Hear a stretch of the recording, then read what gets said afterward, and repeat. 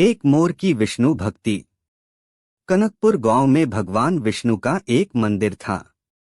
उस मंदिर के आगे एक सुंदर व काफी बड़ा बाग था। वहीं एक छोटी सी कुटिया में बाग का माली जीतो अपनी पत्नी रामा के साथ रहता था। जीतो सारे दिन बाग की देखभाल करता, पेड़ों को पानी देता था। रामा घर काम करती थी। घर का काम समाप्त होने के बाद वह अपनी कुटिया में तो कभी मंदिर में जाकर भगवान विष्णु के भजन गाया करती थी। एक दिन वह अपनी कुटिया के बाहर एक पेड़ के नीचे बैठी भजन गा रही थी।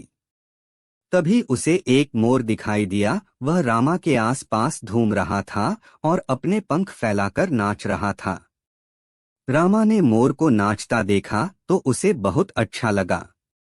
जब तक वह भजन गाती रही मोर वहीं घूमता रहा। उसके बाद वह कहीं चला गया। शाम को रामा ने जीतो को मोर के बारे में बताया तो उसने कहा, मैंने तो कोई मोर नहीं देखा।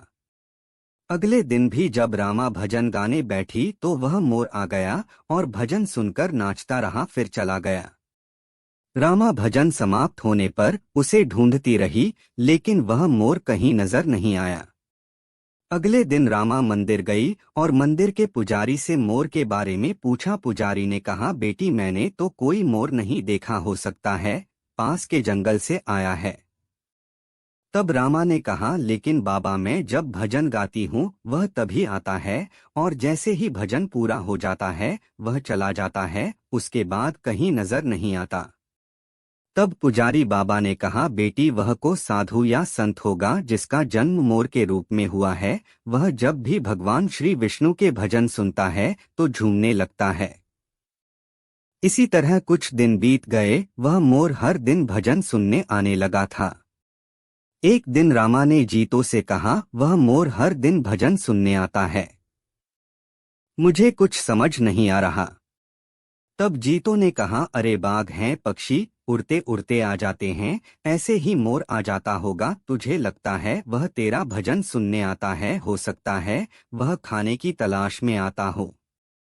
अगले दिन जब वह मोर आया तो रामा ने बीच में ही भजन गाना बंद कर दिया और मोर के सामने जाकर बैठ गई। उसे देखकर मोर जाने लगा। तब रामा ने कहा, हे पक्षीराज मयूर, तुम साधारण मयूर नहीं हो, मैं तुम्हारे बारे में जानना चाहती हूँ, तुम कौन हो।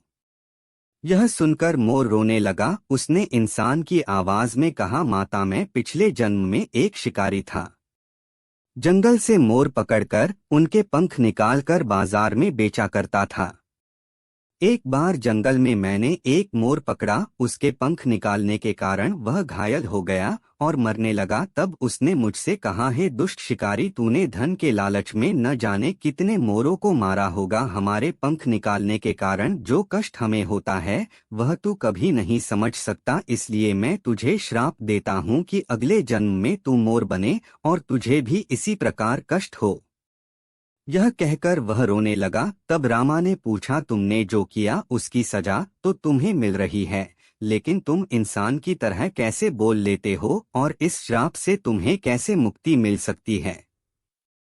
तब उस मोर ने कहा, आज जब कोई मेरे पंख निकालता है तो मुझे बहुत दर्द होता है, लेकिन इन कष्टों को सहते हुए जब से मेरा जन्म हुआ है मैंने श्रीहरि विष्णु नाम का जाप शुरू कर दिया। इस जाप के कारण मेरे कष्ट कम हो गए। आपको भजन गाता देखकर मेरा मन नाचने को बेचैन हो जाता है। भगवान श्री हरि विष्णु की मुझ पर बहुत कृपा है। मैं कभी भी अपना रूप बदल सकता हूँ। यह कहकर वह सुंदर लड़के के रूप में प्रकट हो जाता है। उसे देखकर रामा बहुत खुश होती है और पूछती है, किंतु तुम किसी और को क्यों नहीं दिखाई देते। तब मोर रूपी लड़के ने कहा, मैं इंसान के रूप में रहता हूँ, किंतु जब कोई श्री हरि विष्णु के नाम का गुणगान करता है तो मैं अपने को रोक नहीं पाता और मोर के रूप में नाचने लगता हूँ। रामा ने आगे पूछा, तुम्हें इस श्राप से कैसे मुक्ति मिल सकती है, क्या मैं तुम्हारी कोई मदद कर सकती हूँ।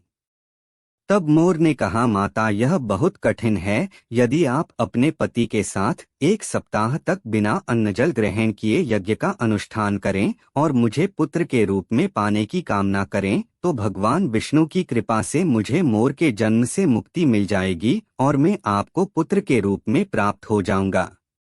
रामा ने शाम को यह बात जीतो को बताई। जीतो ने मंदिर के पुजारी से बात की और यज्ञ का अनुष्ठान किया। 7 दिन लगातार यज्ञ चलता रहा। 7वें दिन यज्ञ की अंतिम आहुति के साथ मोर ने अपने प्राण त्याग दिए और 9 महीने बाद रामा के गर्भ से एक तेजस्वी बालक के रूप में जन्म लिया। भगवान विष्णु की कृपा से हर प्राणी को कष्टों से मुक्ति मिल जाती है।